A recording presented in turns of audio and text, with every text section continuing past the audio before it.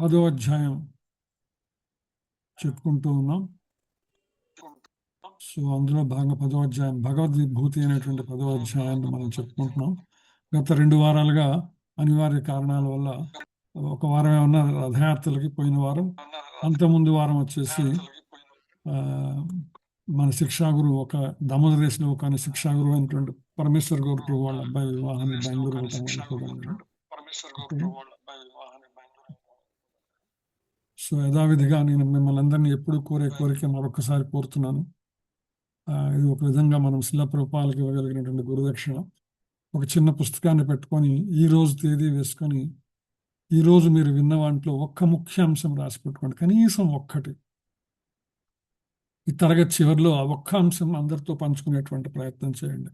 అలాగే ఈ అధ్యాయం పూర్తయ్యే లోపల ప్రతి ఒక్కళ్ళు కూడా మరొక కొత్త వారిని మన సత్సంగానికి జత చేయాలి. నేను గతంలో కూడా చెప్పాను అనమాట. 26వ సంవత్సరం అయిపోయే లోపల కనీసం 26 మంది రెగ్యులర్గా వచ్చేటువంటి పరిస్థితి ఉండాలి. ఒకప్పుడు 50 మంది దాకా అటెండ్ అయినటువంటి ఈ సత్సంగము. అందుకని మీరందరూ కూడా ప్రతి ఒక్కరు కూడా దాన్ని బాధ్యతగా తీసుకుని ప్రయత్నం చేస్తారని ఆశిస్తున్నాను. సో ఈ యొక్క 10వ అధ్యాయంలో భగవద్విభూతి అనేటువంటి 10వ అధ్యాయంలో మనం ప్రాథమికంగా 4 ముఖ్యాంశములు. సర్వమునకు మూలమైనటువంటి శ్రీకృష్ణుని సంపూర్ణంగా తెలుసుకోవటం అనేటువంటిది అసాధ్యమైన విషయం అని మనము 1 నుంచి 7 శ్లోకముల దాకా, తర్వాత 8 నుంచి 11 శ్లోకాల దాకా చతుశ్లోకి భగవద్గీత చెప్పుకున్నాం. 12 నుంచి 18 శ్లోకాల దాకా అర్జునుడు కృష్ణుని యొక్క దివ్యత్వాన్ని అంగీకరించడం అనేటువంటి అంశాన్ని చెప్పుకొని, ఇక 19వ శ్లోకం నుంచి భగవానుడు తన వైభవములను గురించి వివరించటం, విభూతులను వైభవములను గురించి వివరించేటువంటి విషయాలు మనం చెప్పుకుంటూ వస్తున్నాం అనమాట. సో అందులోగా చివరిగా మనం చెప్పుకున్నటువంటి చివరి శ్లోకము 10వ అధ్యాయంలో 23వ శ్లోకం చెప్పుకున్నాం మనం చివరిగా 2 వారాల క్రితం అనమాట. రుద్రాణం శంకరశ్చాస్మి విత్తేశో యక్షరక్షసాం వసూనాం పావకశ్చాస్మి మేరు శిఖరినామహం. నేను రుద్రులలో శివుడను, యక్షరాక్షసులలో కుబేరుడను, వసువులలో అగ్నిని, పర్వతములలో మేరువును అయి ఉన్నాను అని కృష్ణుడు అక్కడ చెప్పిన విషయం మనం చెప్పుకున్నాం అనమాట. రుద్రులలో శివుడని, యక్షరాక్షసులలో కుబేరుడని, వసువులలో అగ్ని అని, పర్వతములలో మేరు అనేటువంటి అంశాలను మనం చెప్పుకున్నాం. తర్వాత 24వ శ్లోకంలోకి ప్రవేశిస్తున్నాం. పురోధసాం చ ముఖ్యం మాం విద్ధి పార్థ బృహస్పతిం సేనానీనామహం స్కందః సరసామస్మి సాగరః. పురోధసాం చ ముఖ్యం మాం విద్ధి పురోధసాం చ ముఖ్యం మాం విద్ధి పార్థ బృహస్పతిం సేనానీనామహం స్కందః సరసామస్మి సాగరః. హరే కృష్ణ. గీతామాత 4వ శ్లోకం. హరే కృష్ణ. ప్రణామ్స్ ప్రభు. ప్రణామ్స్. గణిత్ మాతాజీ. పురోదసాం చ ముఖ్యం వాం విద్ధి పార్థ బృహస్పతిం సేనానీనామహం స్కందః సరసామస్మి సాగరః. అర్జున, పురోహితులలో ముఖ్యుడైన బృహస్పతిగా నన్ను తెలుసుకొను. నేను సేనానాయకులలో కార్తికేయుడను, జలనిధులలో సముద్రమునై ఉన్నాను. హరే కృష్ణ. థ్యాంక్ యూ ప్రభు. Hare Krishna. Galaxy F14 5G Mataji ప్రభు. గెలాక్సీ F14 5G ఇక పేరు లేదు కాబట్టి నేను పిలవలేను. ఓకే. సో ఇందిరా మాతాజీ మీరు చదువుతారా? హరే కృష్ణ. ఇందిరా పోలారపు మాతాజీ చదువుతారా శ్లోకం మీనింగ్? ఓకే. సరోజిని మాత చదవండి మాత. సరోజని మాత. హరే కృష్ణ ప్రభు. ప్రణామాలు ప్రభు. చదవండి మాత ప్లీజ్. అద్దాలు తీసుకో.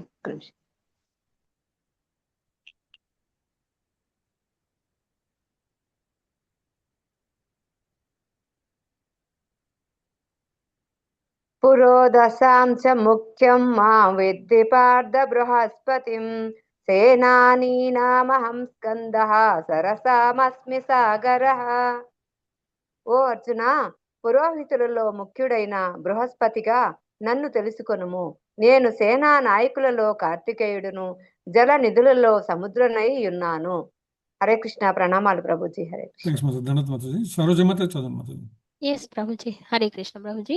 హరే పు- కృష్ణ. పురో పురోదశాం చ ముఖ్యం మాం విద్ధి పాద బృహస్పతిం సేనానీనామహం స్కందః సరసామస్మి సాగరః.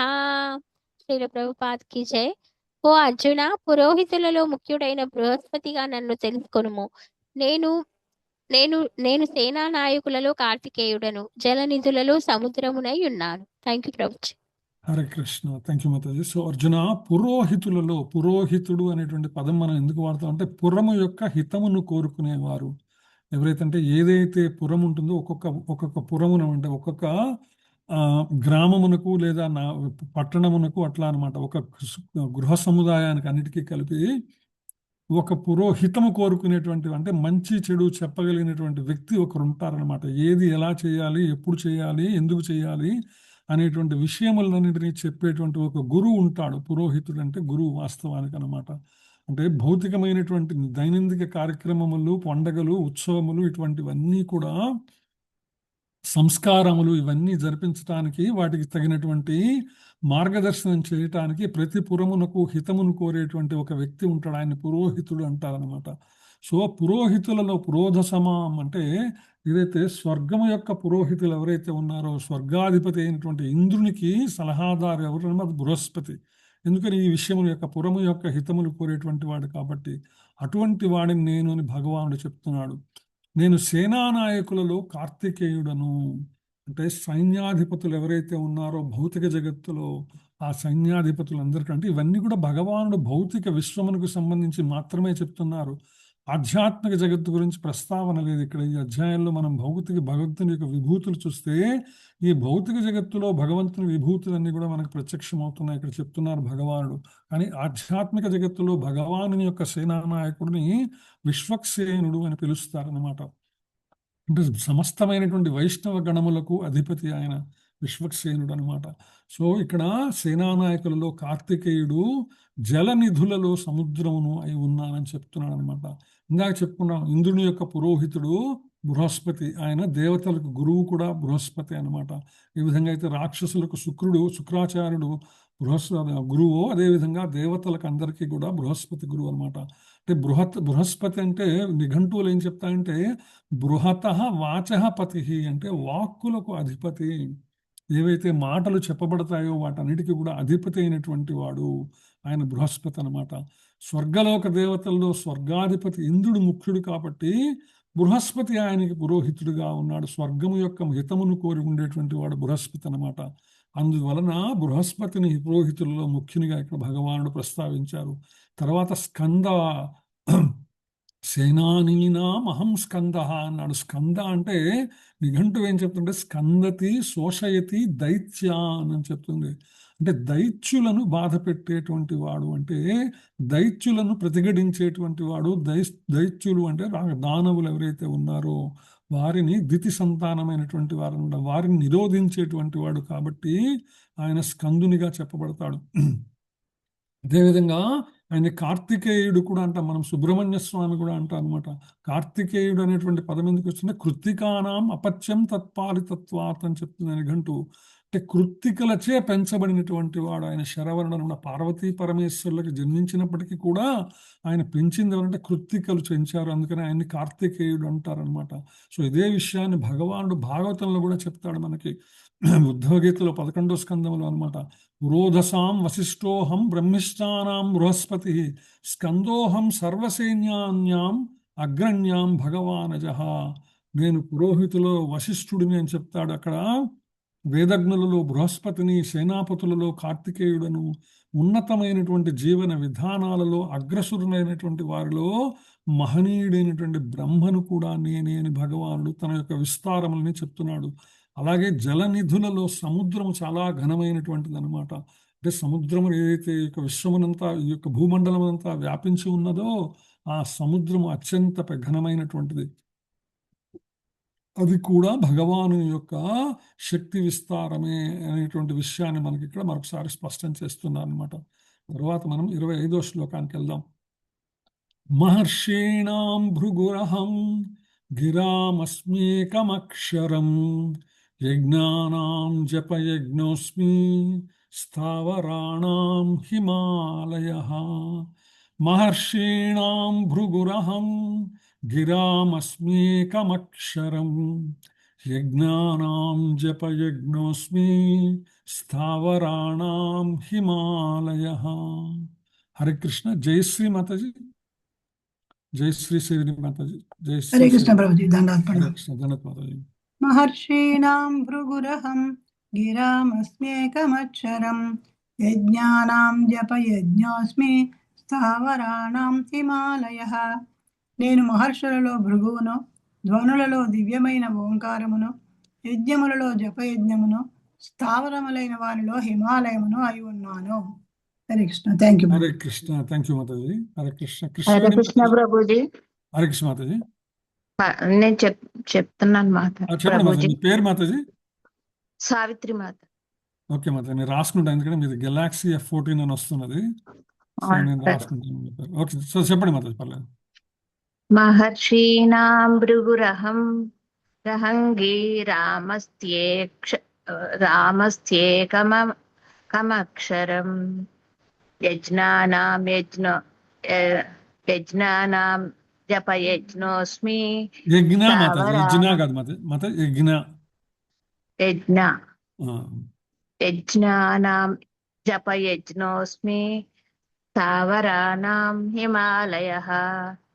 నేను మహర్షులలో భృగువును, ధ్వనులలో దివ్యమైన ఓంకారము, యజ్ఞములలో జపయజ్ఞమును, స్థావరములైన వానిలో హిమాలయమును అయి ఉన్నాను.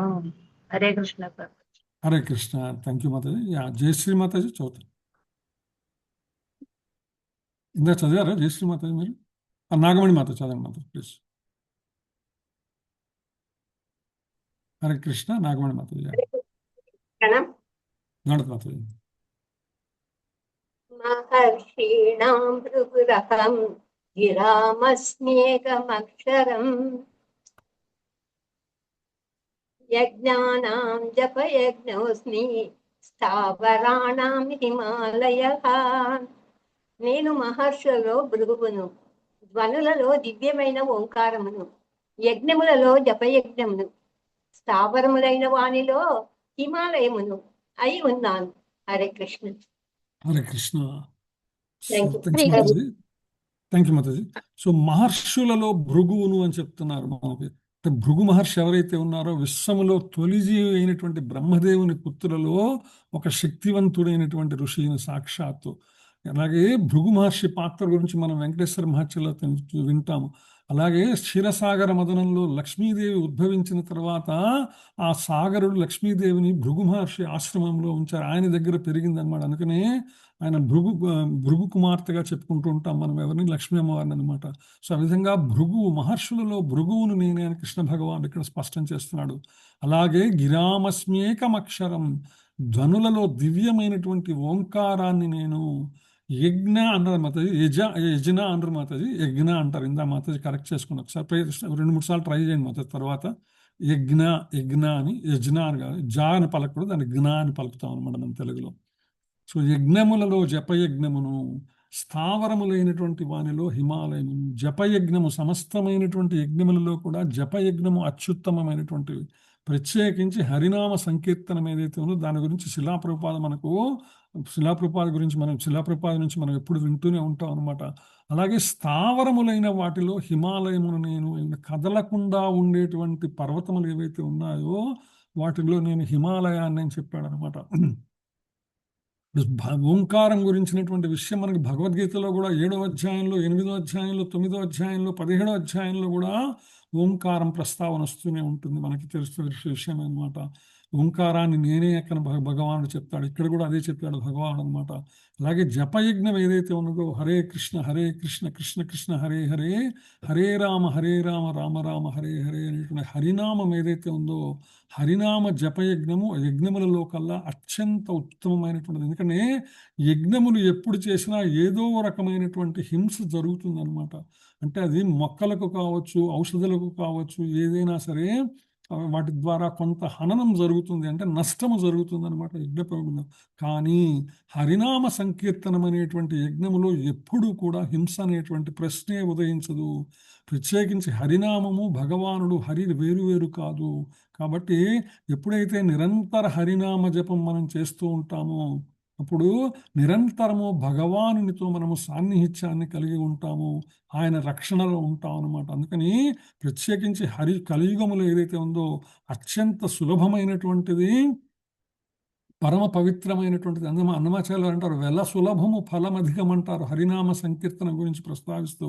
హరినామం వెల సులభము, ఖర్చే లేదు, కేవలం నోటితో అంటమే. హరే కృష్ణ కృష్ణ కృష్ణ హరే హరే, హరే రామ రామ రామ హరే హరే. ఎప్పుడు అనాలండి? ఎప్పుడూ అనాలి. ఎప్పుడో కానీ ఎప్పుడు నిరంతరము హరినామ స్మరణ మన నాలుక మీద, మన మనసులో, మన హృదయములో మెదలుతూనే ఉండాలన్నమాట. అందుకని ప్రత్యేకించి హరినామస్మరణ ప్రాముఖ్యత నేను నా ప్రత్యక్షమైనటువంటి ఉదాహరణ చాలా సందర్భాల్లో కూడా చెప్పుకున్నాను అనమాట. నేను ఎప్పుడైతే శారీరకమైనటువంటి అనారోగ్యమును ఫేస్ చేసినప్పుడు, లేదా ఈ ఎనస్థీషియాలో ఉన్నప్పుడు అనేక రకమైనటువంటి శ్లోకములు, స్తోత్రములు వచ్చినప్పటికీ కూడా ఆ పరిస్థితుల్లో శరీరము సహకరించని పరిస్థితులలో ఇంకేవి గుర్తు రావండి. అప్పుడు కేవలం హరినామం ఒక్కటే గుర్తొస్తుంది అనమాట. సో అందుకని హరినామం అనేటువంటిది మనకు ఒక వ్యసనంగా మారిపోవాలి. హరినామము మనకి శ్వాస అవ్వాలన్నమాట. ఏ విధంగా అయితే గాలి బిగబడితే మనం ఎంతసేపు ఉండగలము, ఎక్కువసేపు ఉండలేము. అలాగే హరినామ స్మరణమైనటువంటిది మన శ్వాసతో సమానమైనటువంటి దాన్నిగా మనము ఆస్వాదించాలి, దాన్ని శ్వాసించాలి. హరినామాన్నే మనం శ్వాసించాలన్నమాట. అందుకే శాస్త్రములు స్పష్టంగా చెప్తాయి, హరేర్నామ హరేర్నామై కేవలం కలో నాస్తేవ గతిరన్యథ అని చెప్తున్న శాస్త్రములు. అది ప్రత్యేకించి శ్రీమద్ భాగవతంలో కూడా భాగవత ఫలముల గురించి చెప్తూ 12వ స్కందంలో కృతేధ్యాయతే విష్ణుం త్రేతాయో యజతో మఖై ద్వాపరే పరిచర్యాయాం కలౌ తత్ హరికీర్తనాత్. కలియుగములో హరినామ సంకీర్తన తప్ప, హరికీర్తన తప్ప అన్యమైనటువంటిది ఏది కూడా మనకు ఉపయుక్తము కాదని చెప్తాయి. అలాగే ఘనమైనటువంటి పర్వతములలో హిమాలయాల్ని నేను అని భగవాను చెప్తాడు. అంతకుముందు శ్లోకాల్లో మేరు పర్వతాన్ని నేనన్నాడు. అదేంటంటే అక్కడ మేరు పర్వతం ఆయన నేనన్నాడు, ఇక్కడ హిమాలయం నేనన్నా అంటే మేరు పర్వతము కదిలేటువంటి పర్వతము. అంటే మేరు పర్వతం ఏ విధంగా అయితే మనకి ఒక చక్రం ఉన్నది, ఒక చక్రమునకు మధ్యలో ఇరుసు అంటాం కదా మనం. ఏదైతే ఎద్దుల బండి ఏదైతే ఉన్నదో దానికి ఒక చక్రం ఉంటే ఆ చక్రానికి మధ్యలో ఒక ఇరుసు అంటారు. దాని ఆధారంగా చక్రం మొత్తం తిరుగుతూనే ఉంటుంది. అలాగే ఈ విశ్వం అనేటువంటి ఈ భూమండలం అంతా కూడా దేనిని ఆధారంగా తిరుగుతుందంటే మేరు పర్వతం అనేటువంటి ఇరుసు ఆధారంగా ఈ భూమండలం అంతా దాని చుట్టూ ఆవహించి ఉంటుందన్నమాట. సో ఆ మేరు పర్వతం కొంచెం కదిలే స్వభావం ఉంటుంది.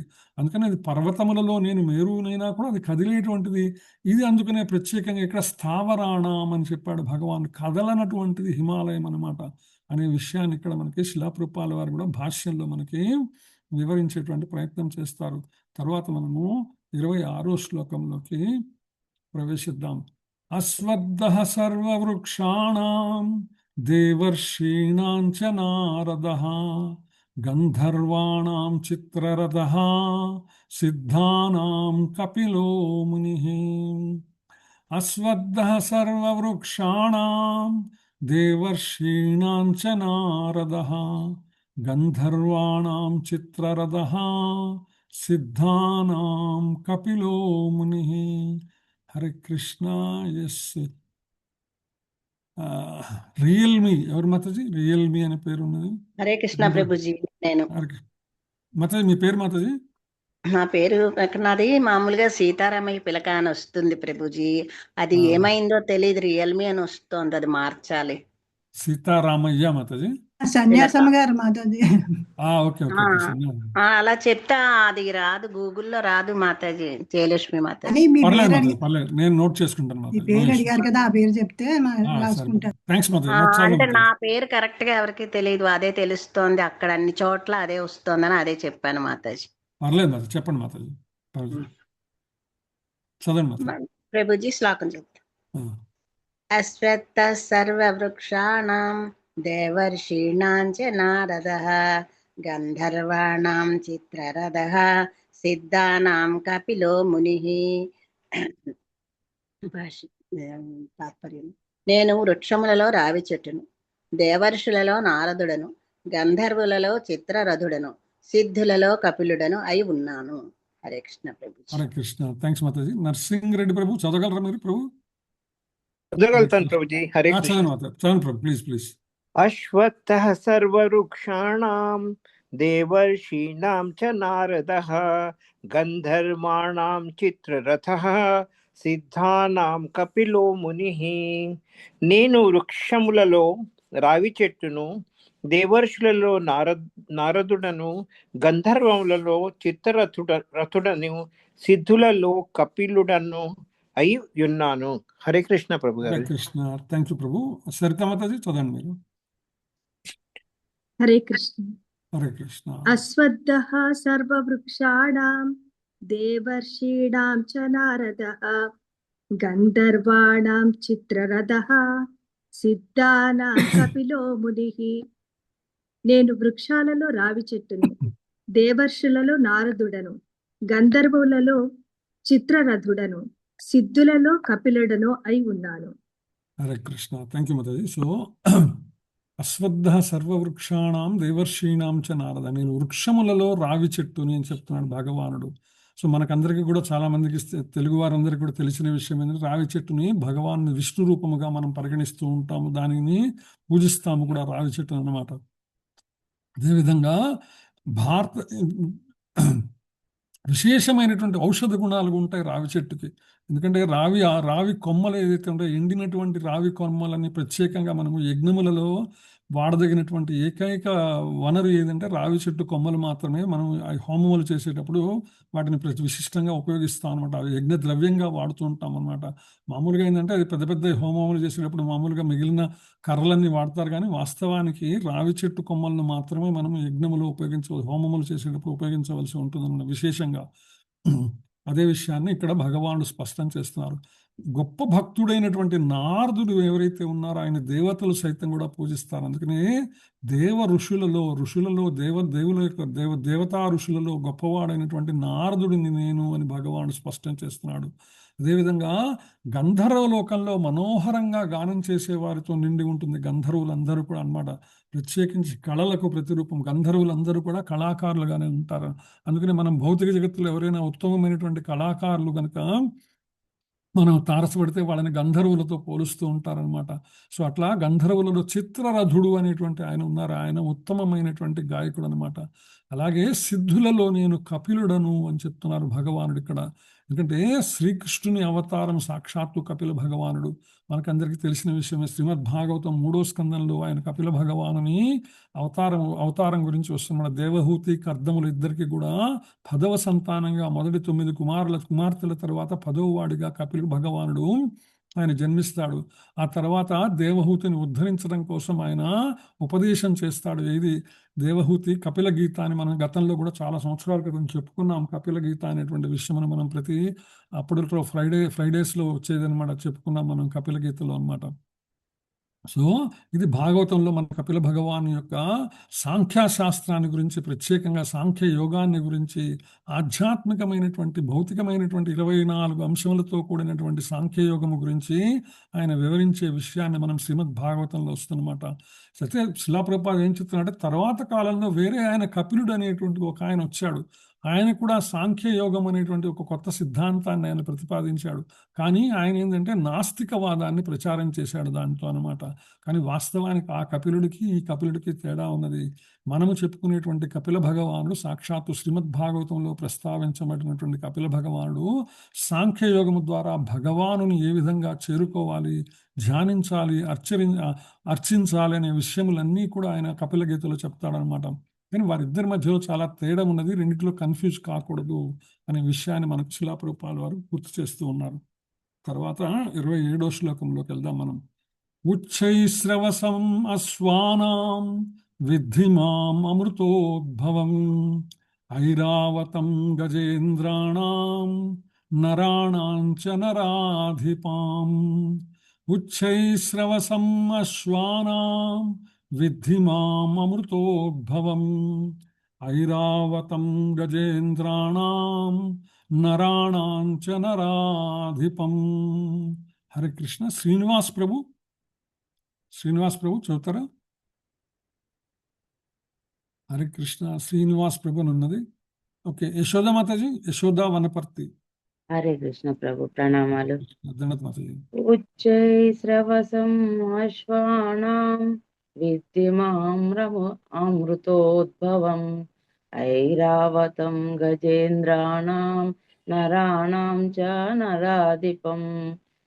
అశ్వములో అమృతము కొరకై సాగరము మదనము గావించిన సమయమున ఉద్భవించిన ఉచ్చైశ్రవముగా నన్నే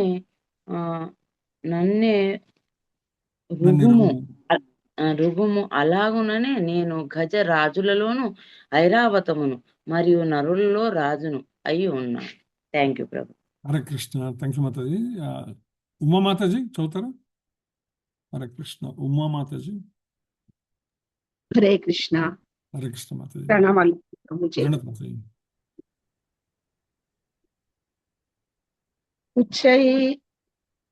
ఉచ్చైః శ్రవణం అశ్వానాం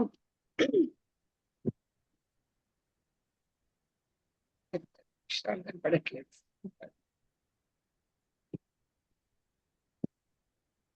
ఉచ్చైః శ్రవణం అశ్వానాం విద్ధిమాం అమృతోద్భవం ఐరావతం గజేంద్రాణం నరాణం చ నరాధిపం. అశ్వములలో అమృతము కొరకై సాగర మదనము కావించిన సమయమున ఉద్భవించిన ఉచ్ఛ్రైశ్రవముగా నన్నెరుగుము. అలాగుననే నేను గజరాజులలో ఐరావతమును మరియు నరులలో రాజుని అయి ఉన్నాను. హరే కృష్ణ. నాకు ప్రింట్ కనబడట్లేదండి. పర్లేదు. హరే కృష్ణ. వైకుంఠేశ్వరి మాతాజీ. హరే కృష్ణ. ఎస్ మాతాజీ. ప్రణామాలు. దండత్ మాతాజీ.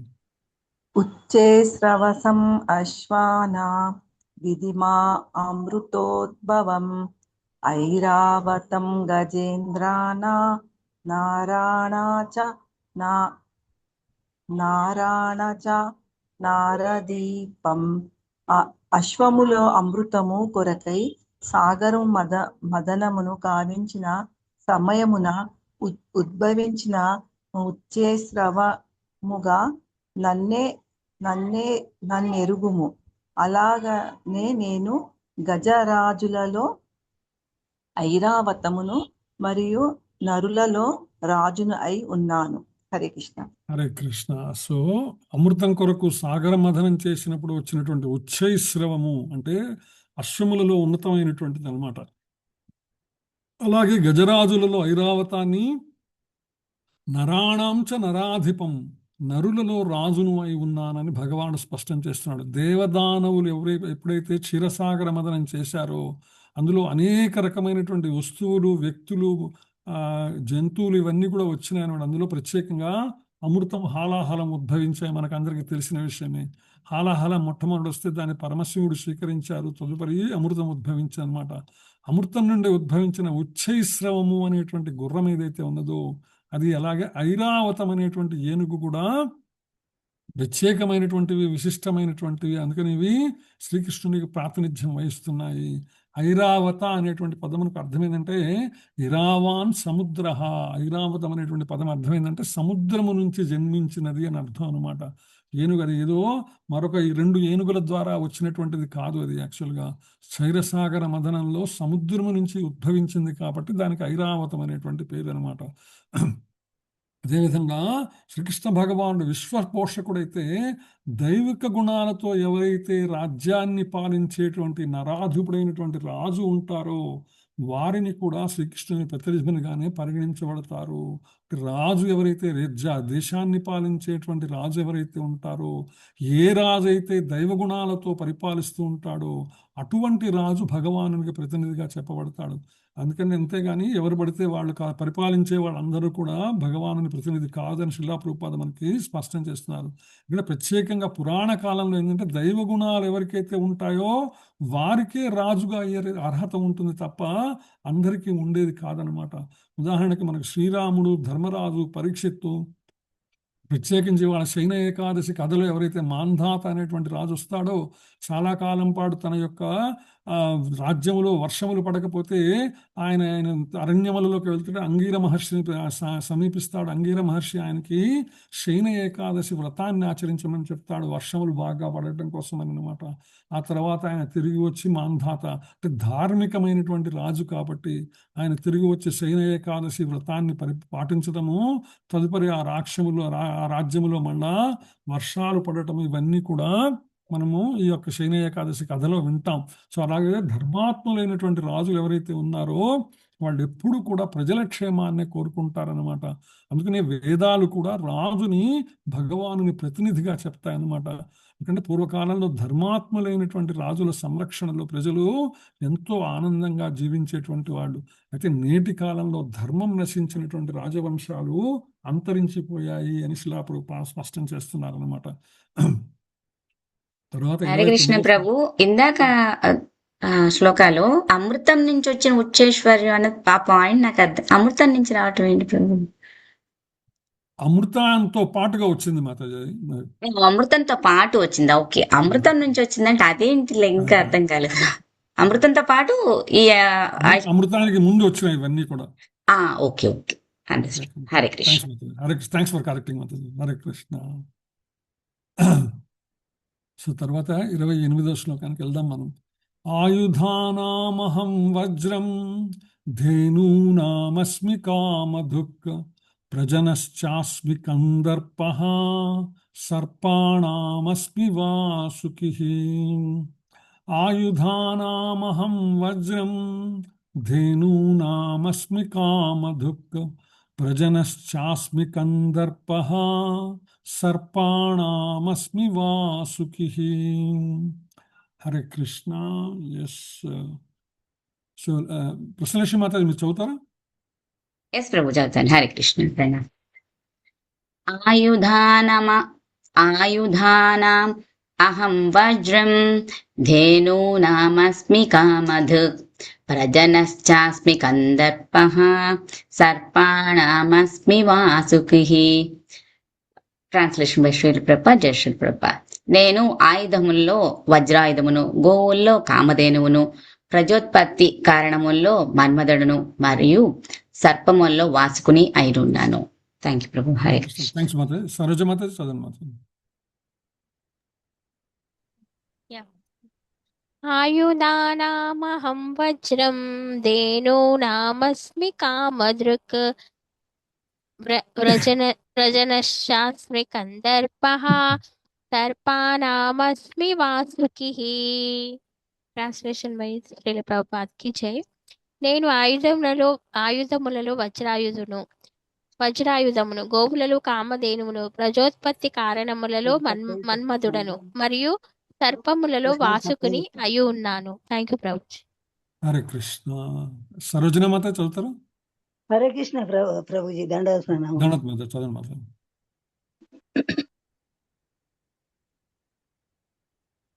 ప్రభుజీకి పైకి పోయింది ప్రభుజీ, కనబడతలేదు. ఓకే మాతాజీ, పర్లేదు మాతాజీ. హరే కృష్ణ. సావిత్రి మాతాజీ మీరు చదువుతారా? ప్రభుజీ కొంచెం కిందికానండి ప్రభుజీ. నేనేం చేయలేదు మాతాజీ, ఆమెనే ఉంది అది. అట్లా చక్కగానే ఉంది, చదవండి. ఈ ఫోన్ లో జరుపుకోండి. ఓకే, సావిత్రి మాతాజీ మీరు చదవండి మాతాజీ. హరే కృష్ణ. హరే కృష్ణ ప్రభుజీ. చదవండి మాతాజీ. హరే కృష్ణ ప్రభుజీ. చదువుతాను ప్రభుజీ. చదవండి మాతాజీ. ఆయుధానాం అహం వజ్రం ధేనూనామస్మి కామధుకు ప్రజానచ్చస్మి కందర్ప సర్పానామస్మి వాసుకి. నేను ఆయుధములలో వజ్రాయుధమును, గోవులలో కామధేనువును, ప్రజోత్పత్తి కారణములో మన్మధుడను మరియు సర్పములలో వాసుకుని అయి ఉన్నాను. హరే కృష్ణ ప్రభు. హరే కృష్ణ. థ్యాంక్స్ మాతాజీ. సో నేను సావిత్రి మాతాజీ నెక్స్ట్ శ్లోకం చదువుతాను మాతాజీ మీరు. Okay okay. సో ఆయుధములలో నేను వజ్రాయుధాన్ని అనే విషయాన్ని ఇక్కడ భగవానుడు స్పష్టం చేస్తున్నాడు అనమాట. అలాగే గోవులలో కామధేనువుని, ప్రజ అంటే జనమున, ప్రజ అంటే జీవులు సమస్తమైనటువంటి జీవులని ప్రజలుగానే చెప్తారు. ప్రజలంటే కేవలం మనుషులే కదండి. ప్రజ అంటే సమస్తమైనటువంటి జీవరాశి ఉత్పత్తికి కారణమైనటువంటి మన్మధుడను మరియు సర్పములలో వాసుకుని నేను అయి ఉన్నాను అని భగవానుడు ఇక్కడ స్పష్టం చేస్తున్నాడు అనమాట. అంటే ఆయుధాలలో అత్యంత ఉన్నతమైనటువంటి ఆయుధం వజ్రాయుధంగా చెప్పబడుతుంది. భౌతిక జగత్తు మళ్ళా మీరు గుర్తు చేస్తుంది అనమాట. ఇవన్నీ భౌతిక జగత్తుకు పరిమితమైనటువంటి ఉన్నాడు, సామాన్యమైనటువంటి భౌతిక జగత్తులో పరిమితమైనటువంటివి. శ్రీమద్ భాగవతంలో మనకి వృత్తాసురుడికి దేవతలకి మధ్యలో జరిగినటువంటి యుద్ధంలో భాగంగా ఈ వజ్రాయుధ ప్రస్తావన వస్తుందన్నమాట. అథేంద్రో వజ్రముద్యమ్య నిర్మితం విశ్వకర్మణ మునేహ శక్తిభిరుచిక్తో భగవత్తేజసాన్విత. ఇంద్రుడు దదీచి అస్థికలతో అస్థికలచే విశ్వకర్మ చేసినటువంటి వజ్రాయుధాన్ని చేపట్టాడు అని దధీచి అనేటువంటి మహర్షి ఆయన యొక్క వెన్నుపూస నుంచి తయారు చేస్తారు ఆ వజ్రాయుధం అనమాట. ఈ ప్రస్తావన మనకు శ్రీమద్ భాగవతంలో వస్తుంది. అలాగే ధేనూనామస్మి ధేనువు అంటే గోవు అనమాట. కామధేనువు ఆధ్యాత్మిక జగత్తులో కృష్ణలోకంలో ఎప్పుడు కోరినా ఎంత కోరినా పాలు ఇవ్వగలిగేటువంటి గోవులు అసంఖ్యాకంగా ఉంటాయి. ఒకటి కాదు, రెండు కాదనమాట. అది కృష్ణలోకంలోనే ఉన్నట్లుగా మాత్రమే చెప్పబడింది. ప్రత్యేకించి సురభి అనేటువంటి నామం ఉన్నటువంటి ఆ గోవులను భగవానుడు కలిగి ఉన్నారన్నమాట. వాటితో పాటు ఆయన ఎప్పుడు కూడా నిరంతరము చెప్పబడినట్టు. కామధేను అంటే కామము అంటే కోరికలు, ఈ కోరికలు తీర్చేటువంటి ధేను అనడం మనకి శ్రీమద్ రామాయణంలో కూడా ప్రస్తావన వస్తుంది అనమాట. ఆ కామధేనువు వశిష్ఠుడి దగ్గర ఉంటుంది. ఆ కామధేనువు ద్వారానే ఆయన విశ్వామిత్రుడు ఎప్పుడైతే వెళ్ళాడో ఆయన యొక్క సైన్యంతో అందరికీ కూడా అవసరమైనటువంటి ఏర్పాట్లన్నీ కూడా వశిష్ఠుడు చాలా తక్కువ కాలంలోనే చేస్తాడు. ఆశ్చర్యపోయి విశ్వామిత్రుడు వశిష్ఠుడిని కామధేనువు తనకిమ్మని అడుగుతాడనమాట. ఆ విధంగా వారిద్దరి మధ్యలో ఘర్షణ జరగటము, తర్వాత విశ్వామిత్రుడు తపస్సు చేయటము, బ్రహ్మర్షి కోసం బ్రహ్మర్షి కావాలని ఆశించడం, ఇవన్నీ రామాయణంలో ప్రస్తావన వస్తుంది మనకు. సో కామధేనువుకు అంత విశిష్టత అనమాట. కోరినదెల్లా తీర్చగలిగినటువంటిది కామధేనువు. అలాగే ఎవరైతే సత్సంతానాన్ని కోరుకుంటారో ఆ సంతానాన్ని కోరుకునేటువంటి కలిగేటువంటి కామ వాంఛ ఏదైతే ఉందో దానికి కారణము కందర్పుడు అనమాట. కందర్పుడు అంటే మన్మధుడు. అందుకనే మనకి బ్రహ్మ సంహితలో వస్తుంది కోటి కందర్ప అంటే 1,000,000 మంది కందర్పులు కూడా భగవాను శ్రీకృష్ణుని ముందు దిగదూడిపోయి చెప్తానమాట మనకి బ్రహ్మ సంహితలో అనమాట. సో ఆ విధంగా ఆయన శ్రీకృష్ణుని ప్రతినిధిగా చెప్పబడుతున్నాడు. శిలాప్రపాద ఏం చెప్తానంటే కేవలం ఇంద్రియ భోగం కోసం చేసేటువంటి మైథున క్రియ కాదు, కేవలం సత్సంతానం కోసం చేసేటువంటి మైథునంలోనే ఆ యొక్క దానిలోనే కోరికలోనే శ్రీకృష్ణ భగవానుడు ఉంటారు, కానీ కేవలం ఇంద్రియ భోగం కోసం చేసే దాంట్లో కాదనే విషయాన్ని ఇక్కడ స్పష్టం చేస్తున్నారు. అలాగే ఈ ఉచ్చైశ్రవం గురించినటువంటి ప్రస్తావన మనకు శ్రీమద్ భాగవతంలో కూడా వస్తుంది. ఉద్ధవగీతలో భాగంగా 11వ స్కందంలో ఉచ్చైశ్రవాస్తారు స్తురగాణాం ధాతూనామస్మి కాంచనం యమః సంయమతాం చాహం సర్పాణామస్మి వాసుకి. ఇక్కడ చెప్పినటువంటి ఉచ్చైశ్రవం పోయిన శ్లోకంలో చెప్పిన ఉచ్చైశ్రవము, ఈ శ్లోకంలో చెప్పినటువంటి సర్పాణం అస్మి వాసుకి, ఈ రెండు విషయాలను కూడా అక్కడ భగవానుడు చెప్తాడు ఉద్ధవగీతలో భాగంగా. నేను అశ్వములలో ఉచ్చైశ్రవమును, ధాతువులలో బంగారాన్ని, అణిచేటువంటి వారిలో యమరాజుని, సర్పములలో వాసుకిని అయి ఉన్నానని ఆ శ్లోకంలో కూడా భగవాన్ చెప్తాడు. యముడి గురించినటువంటి మనకి తదుపరి శ్లోకంలో కూడా వస్తుంది ఆ ప్రస్తావన అనమాట. అనంతశ్చాస్మి నాగానాం వరుణో యాదసామహం పితॄణామర్యమా చాస్మి యమః సంయమతామహం. అనంతశ్చాస్మి నాగానాం వరుణో యాదసామహం పితॄణామర్యమా చాస్మి యమః సంయమతామహం. హరే కృష్ణ. సావిత్రి మాత చదివిన మాత చెప్పి శ్లోకం ఇది. హరే కృష్ణ ప్రభు. హరే కృష్ణ. అనంత చాస్మి నాగానాం వరుణో యాదసామహం పితॄణామర్యమా చాస్మి యమః సంయమతామహం. నేను పెక్కు పడగలు గల నాగులలో అనంతుడను, జలవాసులలో వర్ణదేవుడను, పితృదేవతలలో ఆర్యుడను, ధర్మ నిర్వాహకులలో అర్యముడను, ధర్మ నిర్వాహకులలో మృత్యుదేవత అయిన యముడను అయి ఉన్నాను. హరే హరే కృష్ణ కృష్ణ. ప్రభు. థ్యాంక్ యూ మాతాజీ. గీతామాత చదువుతారా మీరు? హరే కృష్ణ. గీతామాతాజీ. హరే కృష్ణ. చదువుతాం జై చదువుతా మాతాజీ. ప్రభు. అనంతచాస్మి నాఘానాం వరుణో యాదసామహం పితॄణామర్యమా చాస్మి యమః సంయమతామహం. నేను పెక్కు పడగలగల నాగులలో అనంతుడను, జలవాసులలో వరుణదేవుడను, పితృదేవతలలో అర్యముడను, ధర్మ నిర్వాహకులలో మృత్యుదేవత అయిన యముడను అయ్యున్నాను. Thank you brother. Hare Krishna. Thanks మాతాజీ. హరే కృష్ణ అనే పేరున్నది ఎవరిదో? ఎవరు మాతాజీ? మాతాజీ ప్రభు. అది హరే కృష్ణ అనే పేరున్నది, చదవగలరా? హరే కృష్ణ. ఓకే, వాళ్ళకు కూడా తెలియదు. సరోజ మాతాజీ మీరు చదవండి మాతాజీ ప్లీజ్. పుట్రేవు సరోజ మాతాజీ. హరే కృష్ణ ప్రభుజీ. హరే ప్రణామ్ కృష్ణ. ప్రభు. జనత్ మాతాజీ.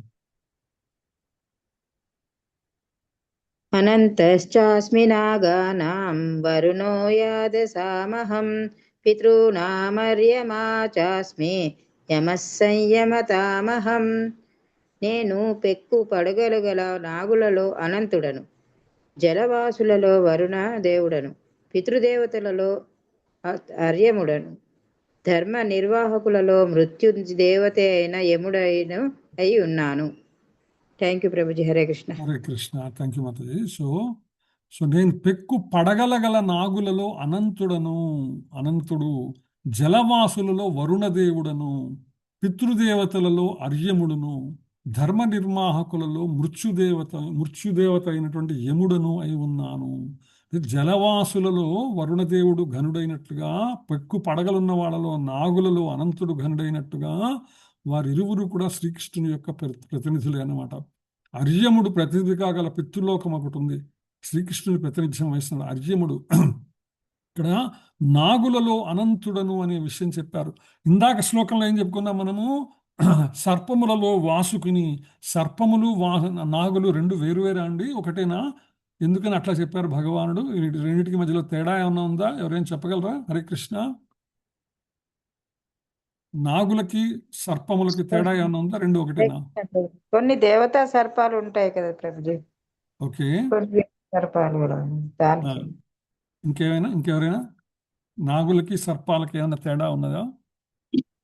హరే కృష్ణ. హరే కృష్ణ. నాగులు అంటే ఒకటే తల ఉంటది కదండి, ఇదేమో పెక్కు పడ అంటే చాలా పడగలు ఉన్నది కదండి. Okay okay. ఇంకెవరైనా గెస్ చేయగలరా? హరే కృష్ణ ప్రభుజీ. అది నాగులకు మణి ఉంటది కదా ప్రభుజీ పడగలల్ల. Okay okay. ఇంకెవరైనా గెస్ చేయగలరా? ఓకే, చిన్న తేడానే, పెద్ద తేడా ఏం కాదు. ఇప్పుడు శృపము అంటే సర్పము అంటే శృపము.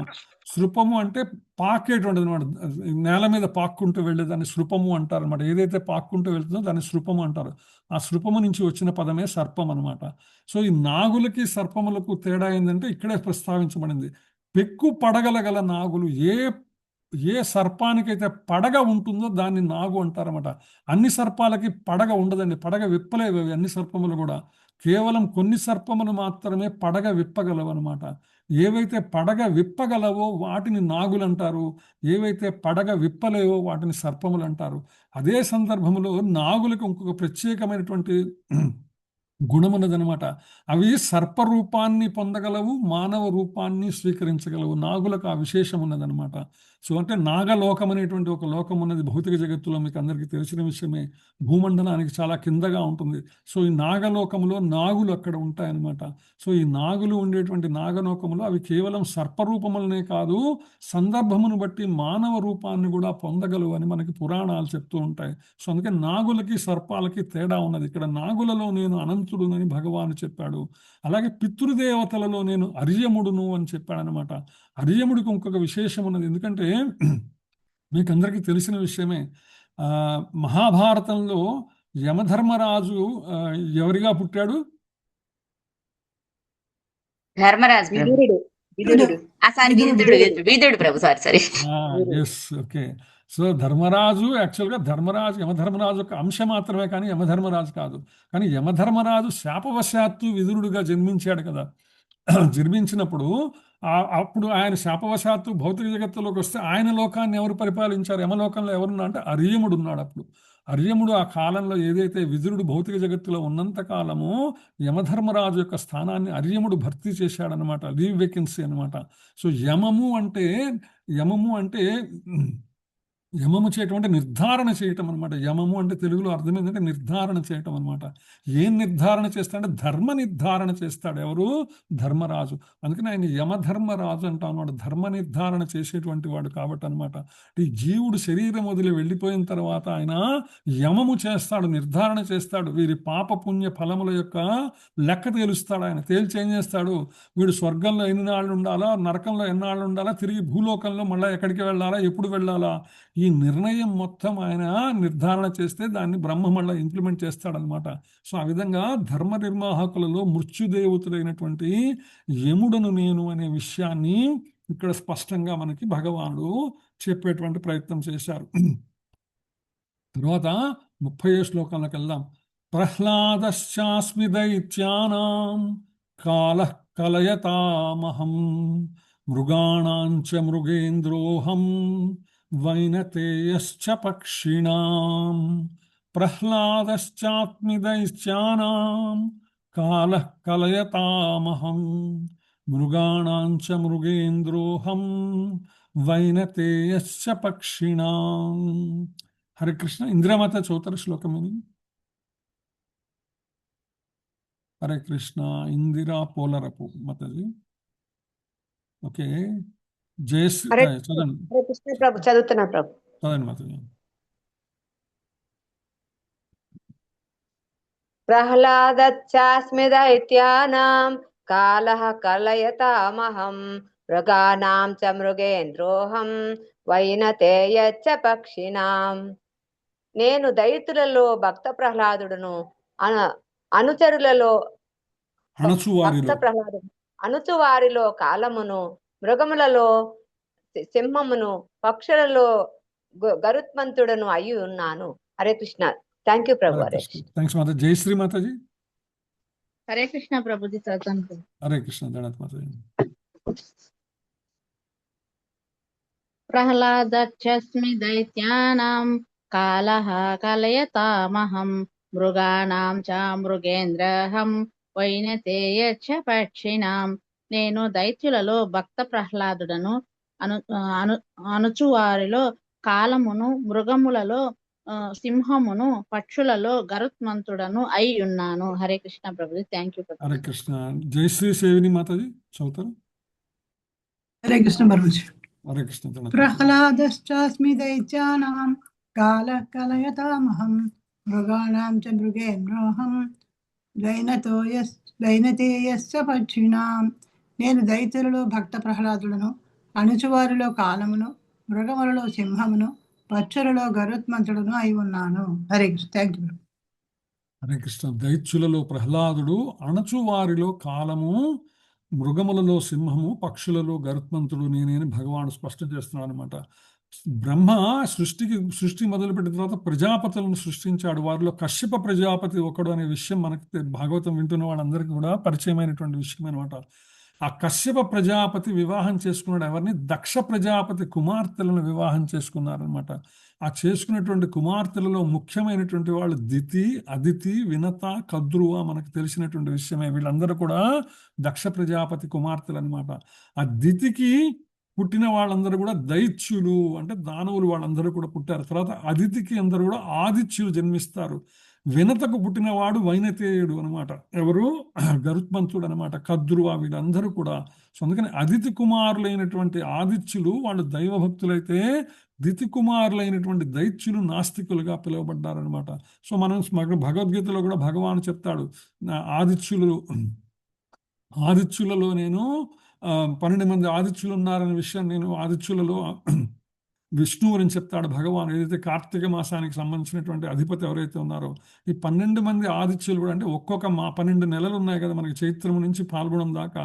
ఈ 12 నెలలలోకి వచ్చేటువంటి ఒక్కొక్క నెలలో కనిపించేటువంటి సూర్యుడిని ఒక్కొక్క పేరుతో పిలుస్తారనమాట. అందులో ధాత, అర్యమ అనేటువంటి పదం అక్కడ కూడా వస్తుంది అనమాట.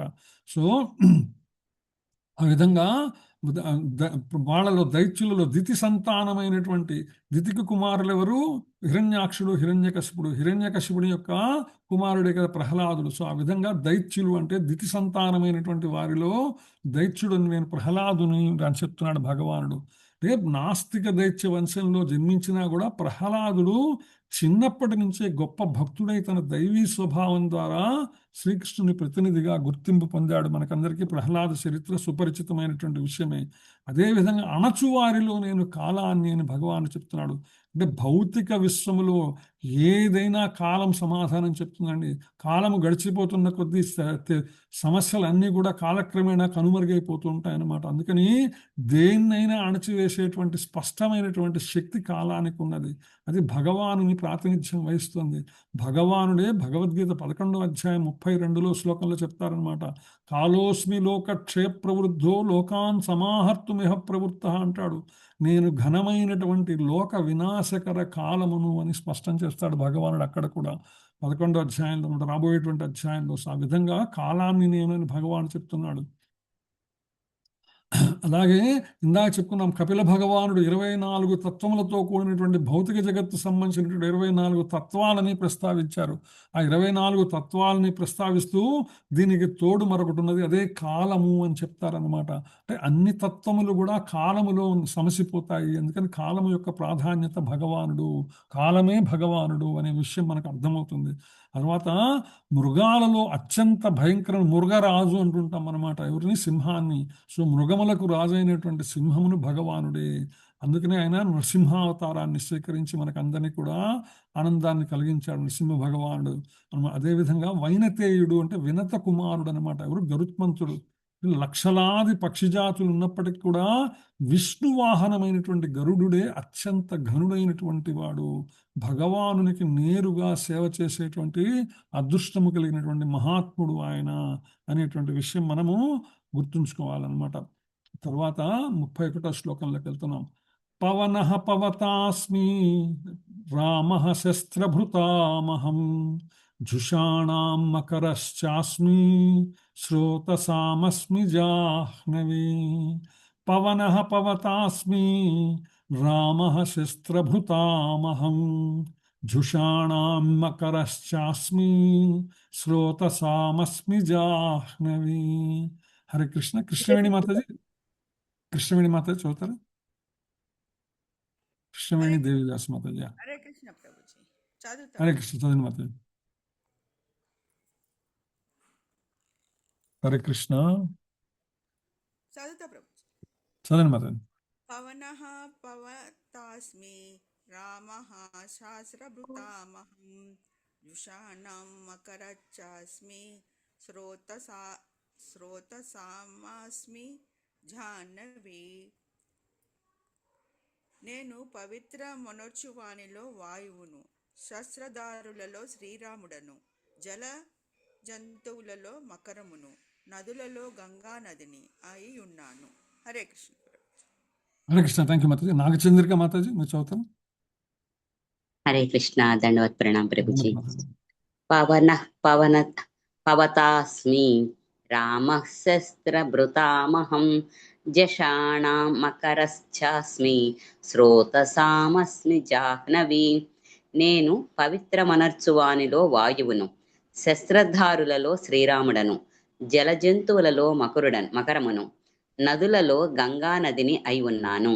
Hare Krishna. Thank you. Hare Krishna. Thank you మాతాజీ. రాధామాతాజీ. హరే కృష్ణ. రాధామాతాజీ ఇందాక హ్యాండ్ రైస్ చేసి. ప్రభుజీ ప్రణామాలు ప్రభుజీ. చదవండి మాతాజీ, చదవండి. పవన పవతాస్మి రామ శాస్త్రభృతామహం ఋషాణాం మకరశ్చాస్మి శ్రోతసామాస్మి జాహ్నవీ. నేను పవిత్ర మొనర్చువానిలో వాయువును, శస్త్రధారులలో శ్రీరాముడను, జలజంతువులలో మకరమును, నదులలో గంగా నదిని అయి ఉన్నాను. హరే కృష్ణ ప్రభు. హరే కృష్ణ. సో నేను పవిత్రమనొచ్చేటువంటి వాళ్ళలో వాయువును, గాలి దేన్నైనా సరే క్లీన్ చేసేస్తుందండి ఎటువంటి పరిస్థితుల్లో అయినా సరే. సో అది మనిషి బయట కానీ మనిషి లోపల కానీ వాయువు ఏదైతే ఉందో సమస్తమును శుభ్రం చేసేస్తుంది. శస్త్రధారులలో రాముడను, జల జంతువులలో మకరమును, నదులలో గంగను అయి ఉన్నాయని చెప్తున్నారు అనమాట. బృహదారణ్యక ఉపనిషత్తు చెప్తుందన్నమాట. సావా ఏషా దేవతైతాసాం దేవతానాం పాప్మానం మృత్యుం అపహత్య యత్ర అసాం దిశాం అంతః తద్గమయాం. ప్రాణదేవత ఉపాసన, ఏదైతే ప్రాణాయామం మనం చేస్తుంటామో ఇది సమస్త ఇంద్రియ అభిమానద దేవతల విషయం సంబంధమైన పాపాలను తొలగించి వేస్తున్నది. అంటే ఏవైతే ఇంద్రియములలో మాలిన్యము చేరి ఉన్నదో శరీరములో, ఈ మాలిన్యము కేవలము ప్రాణాయామం అనేటువంటిది శుభ్రం చేస్తుంది అనే విషయాన్ని ఇక్కడ ప్రాణాయామాన్ని అభ్యాసం చేయటం వల్ల అనమాట. అది దిక్కులను దాటించి వేస్తుంది. తూర్పు మొదలైనటువంటి దిగ్భేదాలు లేని చోటికి దోషాన్ని పాపాన్ని నెట్టివేస్తుంది. అంత పవిత్రత కలిగినటువంటిది వాయువు అనమాట. సో అందుకనే మనకి 50 రకములైనటువంటి వాయువులతో విశ్వము నిండి ఉన్నది అని చెప్తారు. అలాగే మన శరీరములో కూడా 5 రకములైనటువంటి వాయువులు ఉన్నాయి. ప్రాణ, అపాన, సమాన, ఉదాన, వ్యాన అనేటువంటి 5 రకములైనటువంటి వాయువులు ఉన్నాయి. భగవానుడు చెప్తాడు, అహం వైశ్వానరో భూత్వా ప్రాణినాం దేహమాశ్రితః ప్రాణాపాన సమాయుక్తః పచామ్యన్నం చతుర్విధం అని చెప్తాడనమాట. నేను మీ శరీరములో ఆహారమును పచనము జీర్ణం చేస్తున్నాను. వాయువులతో కూడి 4 విధములైనటువంటి ఆహారాలను నేను జీర్ణం చేస్తున్నానని భగవానుడు చెప్తున్నాడు. సో అందుకనే వాయువు ఏదైతే ఉన్నదో శరీరంలో వాయువు చాలా ముఖ్యమైనటువంటిది అనమాట. ప్రాణవాయువు ఆగిపోతే ఏమవుతుంది? శరీరం పడిపోతుంది అనమాట. సో ఆ విధంగా వాయువు శరీరములో నిండి ఉంటున్న 5 రకములైనటువంటి వాయువులు మన శరీరములో నిండి ఉంటాయన్నమాట. సో ఆ వాయువులు మన శరీరాన్ని శుభ్రం చేస్తుంటాయి. ఆయుర్వేద శాస్త్రం కూడా చెప్తుంది కఫ, వాత, పిత్త అనేటువంటిది అనమాట. సో ఈ వాయువుల యొక్క ప్రమాణాన్ని బట్టి వారి శరీరంలో అనారోగ్యాన్ని కూడా అంచనా వేస్తూ ఉంటారనమాట. తర్వాత శ్రీమద్ భాగవతంలో కూడా కపిలుడు చెప్తాడు, ప్రాణాయామై దహేద్దోషాన్ ధారణాభిశ్చ కిల్బిషాన్ ప్రత్యాహారేణ సంసర్గాన్ ధ్యానేనా ఈశ్వరాన్ గుణాన్ అని చెప్తారు కపిలుడు శ్రీమద్ భాగవతం 3వ స్కందం 28వ అధ్యాయంలో. ప్రాణాయామం ద్వారా యోగి తన దైహిక స్థితికి సంబంధించిన కల్మషాలన్నీ కూడా తొలగించుకోగలడు అనమాట. ధారణ ద్వారా సమస్త పాప కర్మల నుంచి దూరుడు కాగలడు. ఇంద్రియ నిగ్రహం ద్వారా భౌతిక సాంగత్యం నుంచి బయటపడగలడు. దేవదేవుని ధ్యానం ద్వారా త్రిగుణ సంపర్కం నుంచి కూడా ముక్తుడవుతాడు. ప్రాణాయామం అనేటువంటి దాని ప్రాముఖ్యతను అక్కడ కూడా మనకు చెప్తారనమాట. అదేవిధంగా తర్వాత జల జంతువులలో మకరాన్ని నేను చెప్తాడు. అదేవిధంగా శస్త్రధారుల్లో నేను రాముడిని చెప్తాడు.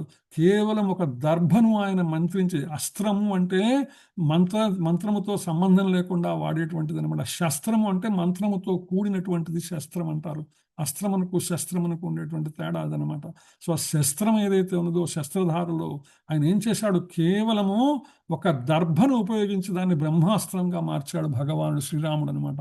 సో అందుకని సుందరకాండలో వస్తుంది మనకి, సదర్భం సంస్తరాగృహ్య బ్రాహ్మణాస్త్రేణ యోజయత్ సదీప్తైవ కాలాగ్ని జ్వాలాభిముఖో ద్విజం అని వస్తుంది అనమాట. అక్కడ రాముడు తన చాప నుంచి ఒక దర్భను తీసి దానికి బ్రహ్మాస్త్ర శక్తిని ఆపాదించాడు. అది పక్షి కళ్ళ ముందు వినాశన అగ్నిలాగా మండిపోయింది అనే విషయాన్ని మనకి అక్కడ స్పష్టం చేస్తారనమాట. సో అదేవిధంగా నదులలో నేను గంగా నదిని అని చెప్తారనమాట. జాహ్నవిని అని చెప్తాడు ప్రత్యేకంగా. ఇది కూడా మనకు బాలకాండలో వస్తుంది. తత్తస్తుష్టో మహాతేజా శ్రోత్రాభ్యామ సృజత్ పునః తస్మాజ్జహ్నుసుతా గంగా ప్రోచ్యతే జాహ్నవీతి చ అని అక్కడ చెప్తుందన్నమాట శ్రీమద్ రామాయణంలో అనమాట. దేవతలు, గంధర్వులు, ఋషులు ప్రార్థనలకు సంతోషించి ఆ పరమ తేజోమైనటువంటి జహ్నుడు తన చెవుల ద్వారా గంగా జలాన్ని విడిచిపెట్టాడు. ఆ కారణంగా గంగ జహ్ను కుమార్తె అయినటువంటి జాహ్నవిగా పిలువబడింది అనేటువంటి విషయాన్ని అక్కడ మనకి రామాయణంలో స్పష్టం చేయబడింది. సో ఆ విధంగా 31వ శ్లోకం దగ్గర నేను ఇవాళ మనకి ఆపుతున్నాను. మిగిలిన శ్లోకాలు మనము తర్వాత విషయాలు వచ్చే వారం చెప్పుకుందాం. సో ఇప్పటిదాకా మనం చెప్పుకున్న విషయములపై మీరు ఏదైనా చెప్పేవి కానీ, నేను క్లాస్ మొదట్లో చెప్పాను కదా, ఇవాళ చెప్పుకున్న వాటిలో కనీసం ప్రతి ఒక్కరూ ఒక్క పాయింట్ అన్నా రాసి పెట్టుకోవాలా. ఆ ఒక్క పాయింట్ ఏంటన్నది మీరు అందరితో పంచుకుంటే అందరికి కూడా రివిజన్ అయినట్టు ఉంటుంది. హరే కృష్ణ. మీరు ఏమైనా చెప్పేవి కానీ. హరే కృష్ణ మాతాజీ, చెప్పండి మాతాజీ. ప్రణామాలు ప్రభుజీ. హరే కృష్ణ. ధన్యవాదాలు మాతాజీ. అది మీరు చెప్పారు కదా ప్రభు, నాగులు పాకనకుండా ఉంటావి, సర్పాలు పాకుతావి అని. అంటే రెండు పాకుతాయి మాతాజీ. నాగులు సర్పములు రెండు పాకుతాయి. నాగులకు పడగ ఉంటుంది, సర్పములకు పడగ ఉండదు. ఓకే ఓకే ఓకే మాతాజీ, అది తేడా. ప్రభుజీ, హరే కృష్ణ మాతాజీ. థ్యాంక్ యూ ప్రభు. ప్రభుజీ, మీరు చెప్పిన గత కాలంలో భక్తులైన వాళ్ళనే రాజుగా ఎంచుకునే వాళ్ళు కదా ప్రభు, ధర్మరాజు, రాముడు అలాంటి వాళ్ళు. అది అది ఇప్పుడు కూడా అలా ఉంటే బాగుండేదేమో అనిపించింది ప్రభుజీ. ఇప్పుడు అందుకని శిలాప్రభుపాద ఎప్పుడు ఇది డెమోక్రసీ కాదు డెమోక్రేజీ అంటారు ఆయన అనమాట. క్రసీని క్రేజీ అని చెప్తారు అనమాట. ఇది వాస్తవమైనటువంటి ధార్మికమైనటువంటి పాలన కాదు, ఇది డెమోక్రసీ అనేటువంటి విధానము. రాచరికమే ఒక విధంగా బాగుంటుంది. హరే కృష్ణ. హరే కృష్ణ ప్రభుజీ, ప్రణామాలు. దండత్ మాత చెప్పండి మాత. నాకు నాగులు సర్పాలు తేడా ఇవ్వాలే తెలిసింది ప్రభుజీ, ఇదివరకు హరే తెలీదు. కృష్ణ. అంటే అవి పడగ విప్పుతాయి, ఇవి విప్పవు. అవి మనుషుల్లాగా కూడా మారుతాయి అని నాగులు మాత. Yes Mata. Hare Krishna. Thank you ప్రభుజీ. హరే కృష్ణ. హరే కృష్ణ. హరే కృష్ణ ప్రభు, మీరు చెప్పిన పాయింట్ లో జప యజ్ఞము హరే కృష్ణ మహామంత్రం అదొకటి ప్రభు. అది కామధేను గురించి ఆ పాయింట్ ప్రభు. ఎస్ మాత. ఎస్. హరే కృష్ణ. హరే కృష్ణ ప్రభుజీ. హరే కృష్ణ మాత. చెప్పండి మాత. 2 డౌట్స్ ఉన్నాయి. చెప్పండి మాత. 24వ శ్లోకం మొట్టమొదటిది ఉంది కదా, ఈ రోజు స్టార్టింగ్ శ్లోకం. 24వ శ్లోకం మాతాజీ. దానిలో కార్తికేయుడు వచ్చారు కదండి. కార్తికేయుడు విశ్వక్సేనులు వారు ఒకరేనా? కాదు. విశ్వక్సేనుడు వైకుంఠంలో ఉంటారు. విశ్వక్సేనుడు వైకుంఠంలో ఉన్నటువంటి నారాయణ సేనకు అధిపతి విశ్వక్సేనుడు. మరి ఆ శ్లోకంలో కార్తికేయుడుని నేను అని స్వామి చెప్పారు కదా. అవును. కార్తికేయుడు అంటే సుబ్రహ్మణ్య స్వామి కదా. సుబ్రహ్మణ్య స్వామి కార్తికేయుడు. సుబ్రహ్మణ్యం అంటాం, ఆయనే స్కందుడు అని అంటాం, ఆయనే కార్తికేయుడు. ఎందుకంటే కృత్తికల చేత పెంచబడ్డాడు కాబట్టి ఆయన కార్తికేయుడు అంటారు. కృత్తికలు అంటే ఏంటండి? కృత్తికలు అనేటువంటి వారు వారు ఏంటంటే ఆయన శరవణను అనేటువంటి పేరు కూడా ఉన్నది ఆయనకు, ఇంకొక పేరు అనమాట. శరవణములు అంటే శరములు అంటే దర్భల మధ్యలో పెరిగాడు కట్టమన్నాడు. పార్వతీ పరమేశ్వరులకి ఇద్దరికి జన్మించిన తర్వాత ఆయనని కృత్తికలు అనేటువంటి వారు పెంచుతారనమాట. అక్కడ ఉన్నటువంటి స్త్రీలు వాళ్ళు పెంచుతారు కైలాసములో. అందుకని ఆయన కార్తికేయుడు అనేటువంటి పేరు వచ్చింది అక్కడ. రామాయణంలో దీని గురించినటువంటి పూర్తి విస్తారంగా రామాయణంలో మనకు లభిస్తుంది. కథ అంతా కూడా అక్కడ వివరంగా చెప్పబడింది. హరే కృష్ణ మాతాజీ.